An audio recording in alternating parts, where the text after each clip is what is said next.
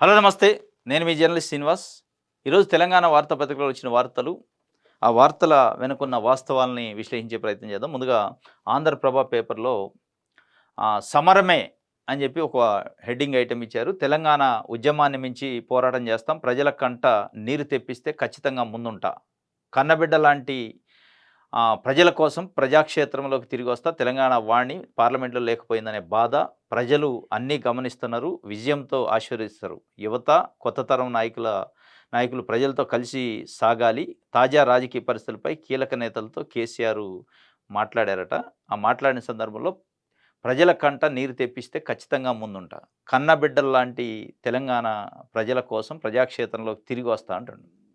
ఇక సమరమే ఉందట. సెప్టెంబర్ 2 నుంచి 1000 రోజుల కాంగ్రెస్ పార్టీ ప్రభుత్వ పరిపాలన పైన ప్రజల పక్షాన నిలబడి పోరాటం చేస్తాం. కాంగ్రెస్ పార్టీ ఇచ్చిన 6 గ్యారంటీలు, అదే కాకుండా మేనిఫెస్టోలో ఇచ్చిన హామీలు, వాటి అమలు పైన ఒత్తిడి తెస్తాం. ప్రజల పక్షాన పోరాటం చేస్తామని ఒక పిలుపిచ్చింది బీఆర్ఎస్ పార్టీ.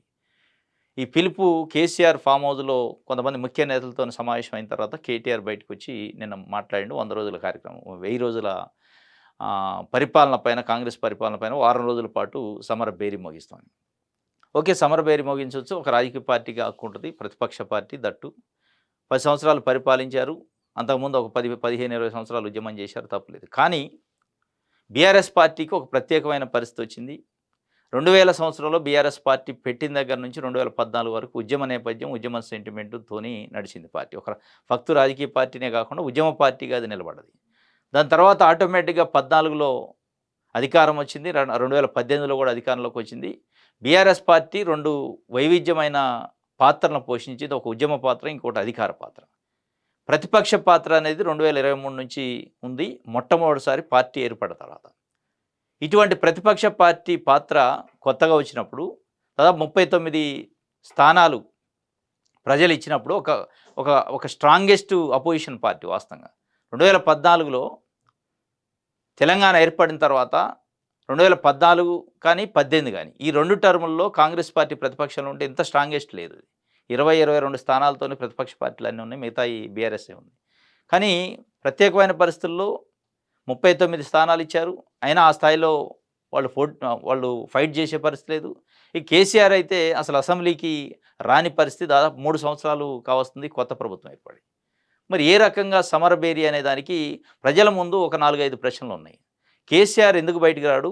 ప్రజల పక్షాన ఎందుకు మాట్లాడడు? కన్న బిడ్డల్లాంటి తెలంగాణ ప్రజలకు ఏదైనా నష్టం జరిగితే నేను ఒప్పుకోను, ఉద్యమంలోకి వస్తా అంటాడు. మరి ఈ 3 సంవత్సరాల్లో అటువంటిది ఏం జరగలేదా? ఈ 3 సంవత్సరాలు చాలా సక్సెస్‌ఫుల్‌గా కాంగ్రెస్ పార్టీ పరిపాలన చేసిందా? అనేది ఒక విషయం ప్రజల ముందుంది. ఇంకోటి కేటీఆర్, హరీష్ రావు ప్రతినిత్యం ప్రజల్లో తిరుగుతుండ్రు, ప్రజాక్షేత్రంలో ఉంటున్నారు గానీ, వాళ్ళ మాటని ప్రజలు పట్టించుకుంటున్నారా? పట్టించుకోని పరిస్థితుల్లో కనీసం కేసీఆర్ బయటికి రావట్లేదా అనే ఒక చర్చ. దట్టు ఇప్పుడు కాంగ్రెస్ పార్టీ ప్రభుత్వం కూడా కొన్ని సంక్షేమ పథకాలను అమలు చేస్తుంది. ఈ ఈ ఇవి గాక ఇచ్చిన హామీల్లో కొన్ని అమలు చేయకపోవచ్చు, వాటిపై నిలదీయొచ్చు, తప్పులేదు. కానీ బీఆర్ఎస్ 10 ఏళ్ల పరిపాలనలో డబుల్ బెడ్‌రూమ్ ఇళ్ల లాంటి, దళిత బంధు లాంటి, బీసీ బంధు లాంటి ఉద్యమకారులను గుర్తించే విషయంలో, నిరుద్యోగులకు ఉద్యోగాలు ఇచ్చే విషయంలో ఫెయిల్ అయింది. ఆ ఫెయిల్ అయినందువల్లనే కాంగ్రెస్ పార్టీ వైపు ప్రజలు మొగ్గు చూపారు. వాటికి సమాధానం చెప్పాల్సిన పరిస్థితి. దట్టు కేసీఆర్ కూతురు స్వయంగా బీఆర్ఎస్ పార్టీకి కొన్ని సవాల్ లాంటి ప్రశ్నలు ఇసురుతున్నారు. బీఆర్ఎస్ పార్టీ 10 ఏళ్ల పరిపాలనలో జరిగిన అవినీతి, బీఆర్ఎస్ పార్టీలో ఉన్న కుటుంబ పాలన, దాంట్లో కేటీఆర్, హరీష్ రావు, సంతోష్ రావు గురించి, కేసీఆర్ వాళ్ళ చేతిలో బందీయండి అని అనేక రకాలుగా మాట్లాడారు. కాళేశ్వరంలో అవినీతి గురించి, ఇంకా చాలా అంశాలపైన మాట్లాడారు స్వయంగా కూతురే. ఇటువంటి అనేక అంశాలకు సమాధానం చెప్పాల్సిన పరిస్థితి ఈరోజు సమరభేరికి వచ్చే ముందు బీఆర్ఎస్‌కు ఉంది అనేది తెలంగాణ ప్రజల ముందు ఒక 4, 5 ప్రశ్నలు. ఆయన ఎందుకు అసెంబ్లీకి రాడు? కేటీఆర్ పాత్ర ఏంది? హరీష్ రావు పాత్ర ఏంది? వాళ్ళు అధికారంలోకి వచ్చినా గానీ ఇదే పరిస్థితుల్లో ఫామ్ హౌస్‌లోనో, ప్రగతి భవన్‌లోనో గతంలో ఉన్నట్టు ఉంటారా? కేటీఆర్ చేతిలో ఈ రాష్ట్రాన్ని పెడతారా? కేటీఆర్‌కి అంత ఎఫిషియన్సీ ఉందా? ఎఫిషియన్సీ ఉంటే 3 సంవత్సరాల పాటు వారు చేస్తున్న ఉద్యమానికి ఎందుకు గుర్తింపు లేదు? ఇట్లా అనేక అంశాలు ఉన్నాయి. ఇది ఒక వార్తని ఇస్తే, సురేఖకు బంపర్ ఆఫర్ అని చెప్పి ఆంధ్రప్రభ పేపర్‌లో ఒక కొండా సురేఖ గురించి, కొండా సురేఖ ఎపిసోడ్ నడుస్తుంది. ముఖ్యమంత్రి రేవంత్ రెడ్డి గారు లండన్ పర్యటన ముగించుకొని ఈరోజు ఉదయమే తిరిగొచ్చారు. దాని తర్వాత ఏముంటాయి? ఆమె పైన ఏమైనా చర్యలు తీసుకుంటారా? ముఖ్యమంత్రి స్టాండ్ ఏంటి? నిన్న ఆల్రెడీ ఏఐసీసీ అధ్యక్షుడు మల్లికార్జున్ ఖర్గేని బెంగుళూరులో కొండా సురేఖ కలిసినట్టు, దాదాపు గంట 15 నిమిషాలు మాట్లాడినట్టు కొన్ని పత్రికలు రాసినాయి. 15 నిమిషాలు మాత్రమే మాట్లాడినట్టు కొన్ని పత్రికలు రాసినాయి. ఏదేమైనా అపాయింట్మెంట్ ఇచ్చారు, కలిశారు. ఏం చేస్తారు? ఆమె పైన ఏమైనా చర్య తీసుకుంటారా? మంత్రివర్గం నుంచి బర్తరఫ్ చేస్తారా? అనేది ఒక చర్చ ఒకవైపు నడుస్తుంటే, ఇంకొక వైపు ఒక 4 పార్టీల నుంచి కొండా సురేఖ ఫ్యామిలీకి ఆఫర్ వచ్చినట్టు. దాంట్లో ప్రధానంగా బీఆర్ఎస్, బీజేపీ, వైఎస్ఆర్‌సీపీ, జనసేన పార్టీలు. ఈ 2 ఆంధ్ర పార్టీలు. వాళ్ళు ఎంపీ టికెట్ కూతురికి ఇస్తామని, వాళ్ళ ఎమ్మెల్యే టికెట్ కూడా ఒకటి వాళ్ళ కుటుంబం నుంచి ఇస్తామని ఆఫర్ చేసినట్టు ఇచ్చారు. ఇయన్నీ ఊహాగానాలు నడుస్తున్నట్టుంది. మొత్తానికైతే ఇక ఇంకొక 'ఆంధ్రజ్యోతి' పేపర్ అయితే ఏం జరగబోతుంది కొండా సురేఖ విషయంలో అని చెప్పి, ఏం జరగబోతుంది? కొండా ఎపిసోడ్‌పై సర్వత్రా ఉత్కంఠ. నేడు లండన్ నుంచి రానున్న సీఎం, స్వాగతం పలకనున్న మంత్రులు, నేతలు. సాయంత్రం రేవంత్ మీడియా సమావేశం అని చెప్పి ఒక వార్తని. ఖర్గేతో సురేఖ భేటీ. బెంగుళూరుకు వెళ్ళి కలిసిన మంత్రి 15 నిమిషాల పాటు సమావేశం అయినట్లు ఒక వార్తనిచ్చారు. ఇప్పుడు ఆడ ఏం జరిగేది ఉండదు. ఎందుకంటే అటు కొండా సురేఖ ఫ్యామిలీ కానీ, ముఖ్యమంత్రి కానీ, కాంగ్రెస్ పార్టీ కానీ ఇదంతా ఒక ఫిక్స్డ్ విషయంలోకి. ఎందుకంటే కొండా సురేఖ ఒక క్యాబినెట్ మంత్రిగా వరంగల్ పర్యటనకు ముఖ్యమంత్రి వస్తే అటెండ్ కాలే. వాళ్ళు ముందే లోపట ఏదో నడిచింది, అటెండ్ కాకుండా గైర్హాజరయ్యారు. ఆ గైర్హాజరు కావటంలో పెద్ద కొన్ని ప్రత్యేక పరిస్థితుల్లో హెల్త్ బాగాలేకనో, కొన్ని అవుట్ ఆఫ్ స్టేషన్ ఉంటేనో చెప్పుకోవచ్చు, ఎక్స్‌ప్లనేషన్ ఇస్తారు. అక్కడ ఎక్కడ ఎక్స్‌ప్లనేషన్ ఇవ్వలేదు, ఎందుకు రాలేదు చెప్పలేదు. హెల్త్ ఇష్యూ ఇంకోట. కానీ ఆల్ ఆఫ్ సడెన్‌గా వారు అయినారు. అయిన సందర్భంలోనే ముఖ్యమంత్రి రేవంత్ రెడ్డి కూడా ఒక జాతీయ పార్టీలో ముఖ్యమంత్రిగా ఉండి, జాతీయ పార్టీలో ఎమ్మెల్యే, ఎంపీ, ఎమ్మెల్సీ టికెట్‌ని ఏఐసీసీ డిక్లేర్ చేస్తుంది. ఏఐసీసీ ఇన్ఛార్జ్ ఇక్కడ రాష్ట్ర నేతలతో సంప్రదింపులు జరిపినప్పటికీ అఫీషియల్‌గా వాళ్ళే అనౌన్స్ చేస్తారు. కానీ ముఖ్యమంత్రి ఆన్ డయాసు సూచనప్రాయంగా, పరోక్షంగా రేవూరు ప్రకాష్ రెడ్డి పరకాల నుంచి కంటెస్ట్ చేయబోతున్నాడు నెక్స్ట్ టైం కూడా అని చెప్పారు. అంటే ఒక ఉద్దేశపూర్వకంగానే మరి కొండా సురేఖను రెచ్చగొట్టారా? కొండా సురేఖ ఫ్యామిలీని. మరి కొండా సురేఖ ఫ్యామిలీ అది గమనించలేదా? ముఖ్యమంత్రి ఒక రీజనల్ పార్టీ కాదు, నేషనల్ పార్టీలో ముఖ్యమంత్రి ఒక స్టేజ్ పైన పరోక్షంగా అనౌన్స్ చేసిండంటే మనల్ని ప్రొవోకేట్ చేస్తాడా, రెచ్చగొడతాడా, మనకి బయటికి పంపే కార్యక్రమం చేస్తాడని ఆలోచించుకోలేదు. మరి లోపటేదో జరిగినట్టుంది. ఎట్టి పరిస్థితుల్లో కొండా సురేఖ ఫ్యామిలీ ఉండదు అని ముఖ్యమంత్రి గారు ఫిక్స్ అయ్యారా? దానికోసమే ఏదైతే అదైతని అనౌన్స్ చేశారా? ఇటు వీళ్ళు కూడా ఏదైనా కానీ ముఖ్యమంత్రి కార్యక్రమానికి అటెండ్ కావద్దని ఫిక్స్ అయ్యారా? మొత్తానికైతే ఎలక్షన్స్ లేవు ఇప్పుడు. ఆ టికెట్ గురించి ప్రస్తావన అవసరం లేదు. టికెట్ గురించి ప్రస్తావన ముఖ్యమంత్రి గారే స్వయంగా తెచ్చిండు పరోక్షంగా అంటే, ఇంటెన్షనల్లీ దీంట్లో అటు కొండా సురేఖకి తెలుసు, ముఖ్యమంత్రి గారికి తెలుసు, పార్టీకి తెలిసినట్టుంది జరగబోయే ఫ్యూచర్ ఏందనేది. మరి ఆమెపై చర్య అంటే పార్టీ నుంచి సస్పెండ్ చేస్తారా? బర్తరఫ్ లాంటివి చేస్తారా? లేకపోతే రాజీనామా చేపిస్తారా? లేదు రాబోయే మంత్రివర్గ పునర్వ్యవస్థీకరణ వరకు వెయిట్ చేసి అప్పుడు తప్పిస్తారా అనేది. ఎందుకంటే ఒక బీసీ బిడ్డ పైన కుట్ర చేస్తారని ఇప్పటికే బీఆర్ఎస్ ఆరోపిస్తూనే ఉంది. ఈరోజు నమస్తే తెలంగాణ రాశారు, బీసీ బిడ్డ పైన కుట్ర అని. అంటే వాళ్ళకి ఆ నైతిక హక్కు లేదు వాస్తవంగా. బీసీ బిడ్డపై కుట్ర అంటే ఇది ఈరోజు ఓవర్ నైట్‌లో వచ్చింది కాదు. ఇదే ఈటెల రాజేందర్ ఉద్యమకారుడు, బీసీ బిడ్డనే. ఓవర్ నైట్‌లో టీ న్యూస్‌లో నమస్తే తెలంగాణలో పెద్ద పెద్ద బ్యానర్ ఐటమ్ వేసి భూ బకాసురుడు, కబ్జాకోర్ అని చెప్పి ఆయన పైన వేసి ముద్రేసి ఒకటి బర్తరఫ్ చేశారు. రాజయ్య లాంటి డిప్యూటీ సీఎం దళిత నేతని బర్తరఫ్ చేశారు ఆల్ ఆఫ్ సడన్‌గా. ఎటువంటి కారణం చెప్పకుండా. ఇక వారికి బీఆర్ఎస్ పార్టీకి ఇక బీసీ బిడ్డ, దళిత బిడ్డని గొంతు కోశారు, అన్యాయం చేశారని అడిగే అర్హత నైతికంగా లేదు. కానీ ఇప్పుడు కొండా సురేఖ విషయంలో ఆ బీసీ కాన్సెప్టో, బీసీ బిడ్డనో లేదా బీసీ బిడ్డను అన్యాయం చేశారనేది అంత పెద్దగా పనిచేసే అవకాశం లెక్క కనిపించట్లేదు. ఎందుకంటే ఆమె గతంలో నాగార్జున ఫ్యామిలీ పైన మాట్లాడిన సందర్భం నుంచి ఇప్పటి వరకు అనేక సందర్భాల్లో కొన్ని తప్పుడు స్టేట్మెంట్లు ఇచ్చిందనేది కాంగ్రెస్ పార్టీ కార్యకర్తల్లో కూడా అర్థమవుతున్న పరిస్థితి. ఒక రాంగ్ మెసేజ్ పార్టీకి నష్టం చేకూర్చే విధంగా ఆలోచన లేని మాటలు మాట్లాడుతున్నారని కాంగ్రెస్ పార్టీ కార్యకర్తలు మాట్లాడుతున్న పరిస్థితుల్లో, ప్రజలు మాట్లాడుకుంటున్న పరిస్థితుల్లో వారి పైన ఒకవేళ వేటు వేసినా లేదా బర్తరఫ్ చేస్తారా, తప్పిస్తారా, ఎమ్మెల్యే పదవికి రిజైన్ చేస్తారా, ఏది చేసినప్పుడు ఎమ్మెల్యే పదవికి రిజైన్ చేసే పరిస్థితి ఉండదు కానీ పార్టీని సస్పెండ్ చేసే పరిస్థితి ఉంటుంది. ఇది ఏది చేసినా పెద్దగా బీసీ కాన్సెప్ట్ బిల్డప్ అయ్యే అవకాశం అయితే లేదు. ఇక ఏం జరగబోతుందని ఒక వార్తని ఇక్కడ ఇచ్చారు. ఇప్పుడు జనసేన ఎమ్మెల్సీ అభ్యర్థిగా గడాల శ్రీనివాస్‌ని అనౌన్స్ చేశారు. ఖమ్మం, నల్గొండ, వరంగల్ గ్రాడ్యుయేట్ ఎమ్మెల్సీ ఇప్పుడు తీన్మార్ మల్లన్న ఉన్నారు. వారి పదవి కాలం పూర్తయి మార్చిలో ఎలక్షన్స్ ఉన్నాయి రాబోయే మార్చిలో.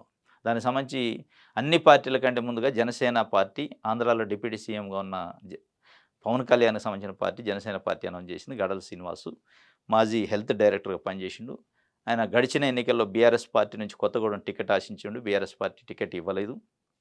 ఇప్పుడు వారు జనసేన పార్టీ నుంచి కంటెస్ట్ చేసే పరిస్థితి. జనసేన పార్టీ నుంచి ఒకవేళ గడాల శ్రీనివాసు పోటీ చేసే పరిస్థితుల్లో ఏ పార్టీకి డ్యామేజ్ ఉంటది ప్రధానంగా అనేది ఇక్కడ ఒక పాయింట్ అయితే తీర్మానం వలన మళ్ళీ కంటెస్ట్ చేసే పరిస్థితి ఉంటే ఒకవేళ మళ్ళీ ఎమ్మెల్సీగా గ్రాడ్యుయేట్స్‌కి ఆయనకు ప్రధానంగా నష్టం జరిగే అవకాశం ఉంటుంది. ఎందుకంటే కమ్యూనిటీ పరంగా మున్నూరు కాపు గడ్డల శ్రీనివాస్, తీర్మానం వలన మున్నూరు కాపు, బీసీ కాన్సెప్ట్‌లో తీర్మానం వలన వస్తుండు. గడాల శ్రీనివాస్ కూడా బీసీకి సంబంధించిన అభ్యర్థి కాబట్టి అదొకటి ఉండొచ్చు. యూత్ ఓట్లు స్ప్లిట్ అయ్యే అవకాశం ఉంది, చీల్చే అవకాశం ఉంది. యూత్‌లో క్రేజు పవన్ కళ్యాణ్ పార్టీకి ఉంది కాబట్టి అటువంటి పరిస్థితుల్లో మొట్టమొదటిగా దీని ఎఫెక్ట్ తీర్మానం వలన పైన పడుద్ది. దాని తర్వాత బీజేపీ పైన కూడా పడే అవకాశం. బీజేపీ, జనసేన అలయన్సు అటువంటి పరిస్థితుల్లో బీజేపీ క్యాండిడేట్‌ని పెడితే ఏంటి పరిస్థితి అనేది. At the same time BRS opposition పార్టీలు, ఈ అపోజిషన్ పార్టీ ఓటు స్ప్లిట్ అయ్యే అవకాశం ఉంది. దానివల్ల కాంగ్రెస్ పార్టీ కొంత బెనిఫిట్ పొందే అవకాశం ఉంది. ఇటువంటి 4, 5 పార్టీలు అక్కడ అపోజిషన్ పరంగా ఉన్నప్పుడు అనేది ఒక చర్చ ఉంది. ఇది ఒక వార్త ఆంధ్రజ్యోతి నుంచి. ఇంకోటి ఇప్పుడు జంజీ ఉద్యమం అని పెద్ద ఎత్తున యువత ఉద్యమం చేస్తున్నారు. జంతర్ మంతర్ దగ్గర జరిగిన ఉద్యమం, నీట్ పేపర్ లీకేజు, దాని తర్వాత సుప్రీంకోర్టు ప్రధాన న్యాయమూర్తి స్వయంగా కాక్రోచ్‌లు అని చెప్పి మాట్లాడిన తర్వాత కాక్రోచ్ జనతా పార్టీ స్థాపించిన తర్వాత దానిపైన పెద్ద ఎత్తున దేశవ్యాప్తంగా అన్ని రాజకీయ పార్టీలో చర్చ జరుగుతుంది. జంజీ యువత గురించి, జంజీ యువత కోసం అవసరమైతే ఒక ప్రత్యేకమైన ఎజెండా, మేనిఫెస్టో తయారు చేసే పరిస్థితికి వచ్చింది. రాజకీయ పార్టీలు టికెట్లు ఇచ్చే దాంట్లో కూడా జంజీ కోటా అని ఒకటి రాబోయిద్దా అనే ఒక చర్చ నడుతుంది. ఆ చర్చ నడుతున్న సందర్భంలో ఆంధ్రజ్యోతి పేపర్లో ఒక వార్తనిచ్చారు. రైట్ టు ఇన్ఫర్మేషన్ యాక్ట్ కింద ఒక కార్యకర్త సమాచార చట్టం కింద భారత ప్రభుత్వానికి ఒక లెటర్ పెట్టారు. అసలు ఈ భారతదేశంలో ప్రభుత్వ సంస్థల్లో అంటే కేవలం కేంద్ర ప్రభుత్వం ఆధ్వర్యంలో ఉన్న ఉద్యోగుల్లో ఖాళీలు ఎన్ని ఉన్నాయని అడిగారు. అసలు మొత్తం శాంక్షన్డ్ పోస్టులు ఎన్ని, దాంట్లో ఇప్పుడు పనిచేస్తున్న పోస్టులు ఎన్ని, ఖాళీ పోస్టులు ఎన్ని ఉన్నాయని. ఎందుకంటే ఇప్పటికే యువత నిరుద్యోగం పైన పెద్ద ఎత్తున ఉద్యమం చేస్తున్నారు, ఉద్యోగాలు భర్తీ చేయాలని చెప్పి. దాంట్లో చాలా ఆసక్తికరమైన విషయాలు, చాలా ఆశ్చర్యకరమైన విషయాలు వచ్చినాయి. మొత్తం భారతదేశంలో 39,23,212 పోస్టులు ఉండాలి, శాంక్షన్డ్ పోస్టులు. భారతదేశంలో సివిలియన్ డిపార్ట్మెంట్స్ నడవాలంటే, సివిలియన్ మీన్స్ రక్షణ శాఖ, health department, education department, home department, ఇటువంటి. మళ్ళీ బ్యాంకులు లేవు ఇందులో. బ్యాంకులు కేంద్ర ప్రభుత్వ సంస్థలు కాకుండా, ఇది ప్రభుత్వ బ్యాంకులు కేంద్ర ప్రభుత్వ సంస్థలు కాకుండా, ఆ ఎంప్లాయీస్ కాకుండా కేవలం సివిలియన్ డిపార్ట్మెంట్స్లో ఉండాల్సిన ఎంప్లాయీసే 39 లక్షల పైచీలకు ఉండాలి. అటువంటిది ఎంతమంది ఉన్నారు అంటే 30,99,000, అంటే దాదాపు 31 లక్షలు ఉన్నారు. దాదాపు 8,23,000 మంది డెఫిసిట్ ఉంది ఈరోజు దేశంలో. దీనివల్ల 2 కారణాలు ఉన్నాయి. దీని 2 కారణాలుగా ఎఫెక్ట్ పడుద్ది. భారతదేశంలో ప్రజలకి సరైన సర్వీస్, ప్రభుత్వ సర్వీసులు అందవు. దాదాపు 8 లక్షల మంది అంటే 8,23,000 మంది అంటే 21% మంది డెఫిసిట్ ఉంది, లోటు ఉంది. అటువంటి సందర్భంలో ప్రజలకు సరైన ప్రభుత్వ సర్వీసులు అందే అవకాశం లేదు. ఇంకోటి నిరుద్యోగ యువతకి ఉద్యోగాలు ఇచ్చే పరిస్థితి లేదు. మరి ఏంటి వికసిత భారత్ అంటున్నారు. ఈ వికసిత భారత్లో ప్రజలకి సరిగా ప్రభుత్వం పరిపాలన అందించాలంటే వాళ్ళు ఉండాలి కదా షాపు. దట్టు ఈ వికసిత భారత్లో ఇంకా కొంచెం లోతుకు పోతే 8,23,000 మంది అసలు మొత్తం డెఫిసిట్ ఉంటే, ఆ డెఫిసిట్లో ప్రధానమైన శాఖలు ఏమున్నాయంటే రక్షణ రంగంలోనే 2,42,000 మంది ఖాళీలు ఉన్నారు. ఈ దేశానికి రక్షణ రంగం ముఖ్యం. అటువంటి డిఫెన్స్ డిపార్ట్మెంట్లో 2,42,000 మంది ఖాళీలు ఉన్నాయి. హోంశాఖలో 1,10,000 ఖాళీలు ఉన్నాయి. రైల్వేలో 2,40,000 సుమారుగా ఖాళీ ఉన్నాయి. రెవెన్యూ శాఖలో 69,662 పోస్టులు, తపాలా శాఖలో 61,000 పోస్టులు, ఇట్లా ఖాళీలు ఉన్న పరిస్థితి. ఈ డిఫెన్స్లో 2,42,000 పోస్టులు ఖాళీ అనేది చాలా ప్రమాదకరం. డిఫెన్స్ ఈ దేశ రక్షణ రంగానికి సంబంధించి మన మొత్తం భారతదేశ బడ్జెట్లో డిఫెన్స్ రంగానికి ఎక్కువ కేటాయింపులు ఉంటాయి. అటువంటి డిఫెన్స్లోనే ఇన్ని లక్షల మంది కొరత ఉంటే మరి ఆ డిఫెన్స్ ఎట్లాంటి సర్వీస్ చేస్తుంది? భారతదేశ రక్షణ పరిస్థితి ఏంటి? సరే, యువతకు ఉద్యోగాలు, నిరుద్యోగులకి ఉద్యోగ అవకాశాలు కల్పించడం ఒక ఎత్తు అయితే దేశ రక్షణ కూడా ముఖ్యం కదా. అత్యంత శక్తివంతమైన ప్రధానమంత్రి వికసిత భారత్ వైపు వెళ్తాడు అని చెప్తున్న ఎన్డీఏ ప్రభుత్వం అసలు ఆ రక్షణ శాఖలో ఉండాల్సిన ఎంప్లాయీస్ కంటే తక్కువ ఉంటే ఏంటి పరిస్థితి అనేది ఒక చర్చ అయితే ఈ ఇన్ఫర్మేషన్ బయటకు రావడం వల్ల వచ్చింది. ఇది భారతదేశంలో ఉద్యోగాల భర్తీకి సంబంధించి ఒక వార్తని ఆంధ్రజ్యోతి ఇచ్చింది. నెక్స్ట్ వెలుగు పేపర్ చూద్దాం.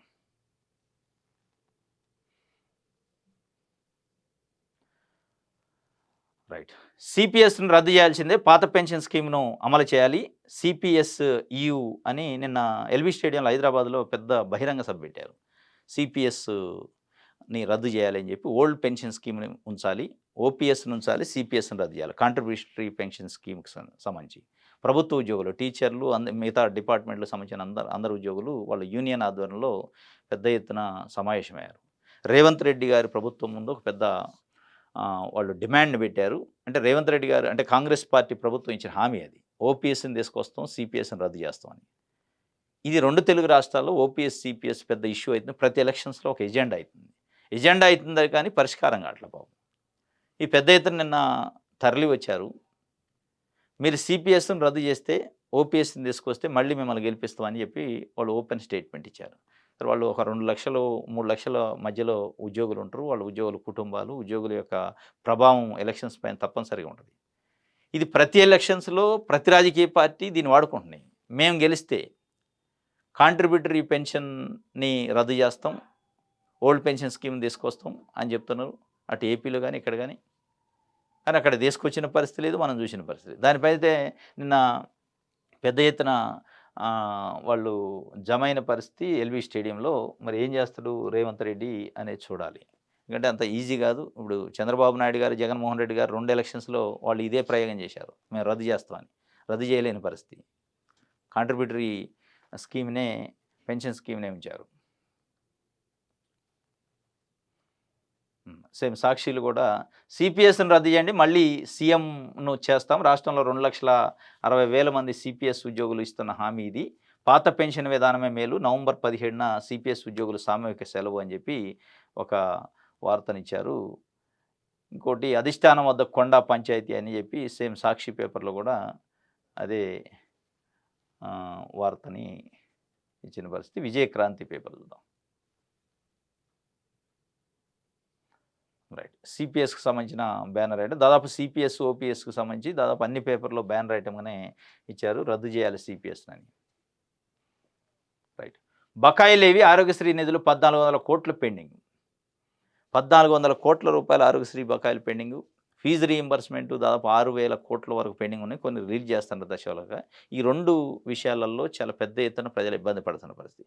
ప్రతిపక్షాలు గమ్మత్తుగా 22A గురించో లేదంటే పొంగులేటి శ్రీనివాసరెడ్డి రాజీనామా చేయాలను మాట్లాడతాను కానీ ప్రజల గురించి మాట్లాడలే. ప్రజల ఆరోగ్యశ్రీ బకాయిలు రిలీజ్ గాక ఆరోగ్యశ్రీ కార్డు తీసుకొని హాస్పిటల్‌కి వెళ్తే సరైన ట్రీట్మెంట్ ఇయ్యట్లేదు. ప్రజలు ఇబ్బంది పడుతున్న పరిస్థితి. దాని గురించి ప్రభుత్వాన్ని నిలదీయాలి కదా! ఫీజు రీయింబర్స్‌మెంట్ బకాయిలు రిలీజ్ చేయక బీటెక్, ఎంటెక్ లాంటి, ఎంబీఏ, ఎంసీఏ లాంటి డిగ్రీ, పీజీ లాంటి కోర్సులు పూర్తి చేసి విద్యార్థులు ఆ సర్టిఫికేట్‌లు కాలేజీ నుంచి తీసుకోవాలంటే నానా రకాల తంటాలు పడుతున్నారు. అటువంటి అంశాలపైన ప్రశ్నించట్లా అటు హరీష్ రావు గాని, కేటీఆర్ గాని, ప్రతిపక్షాలు గాని, బీజేపీ గాని 22A జాబితా అంటారు. 22A జాబితా పైన ప్రభుత్వం ఓపెన్‌గా చెప్పేసింది. తప్పు జరిగింది సరి చేస్తామని. కానీ వాళ్ళు రాజకీయం కోసమే రాజకీయ ప్రకటనలు మాట్లాడుతున్నారు తప్ప అసలు ప్రజల గురించి మాట్లాడే పరిస్థితి లేదు. కేసీఆర్ నిన్న ముఖ్య నాయకులతోని మాట్లాడిండట. కన్నబిడ్డలు లాంటి తెలంగాణ ప్రజలకు అన్యాయం జరిగితే వాళ్ళ